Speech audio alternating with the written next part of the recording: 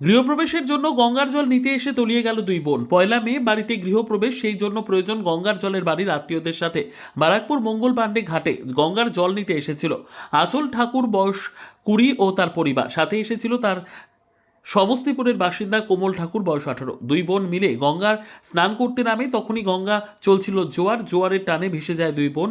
আঁচল ঠাকুরকে বারাকপুর অন্নপূর্ণা ঘাটের সামনে থেকে উদ্ধার করে ডিজাস্টার ম্যানেজমেন্ট গ্রুপ। অপর বোনের খোঁজ এখনো পাওয়া যায়নি। শুকর কাব্য পরিবার গঙ্গার ঘাটে বসে আছে তাদের প্রিয় মেয়ের দেহ পাবার আশায়। लोग आए थे यहाँ स्नान करने के लिए। कल 1 तारीख को हमको घरवास था, उसके लिए मिट्टी और जल लेने के लिए यहाँ आए थे। उसी बीच में 2 बचिया स्नान करने के लिए गई और दोनों का पैर फिसल गया, दोनों बह गई। उसके बाद मैंने हम लोग बहुत कहने के बाद, कितना देर के बाद, न कोई व्यवस्था है, न बात है, न कुछ है, और बहुत देर के बाद आया। उसके बाद वो खोजने गया तो एक बच्ची मिली और दूसरा का अभी तक लापता है, जबकि अभी समय करीब 4-5 घंटा हो गया। नाम क्या है?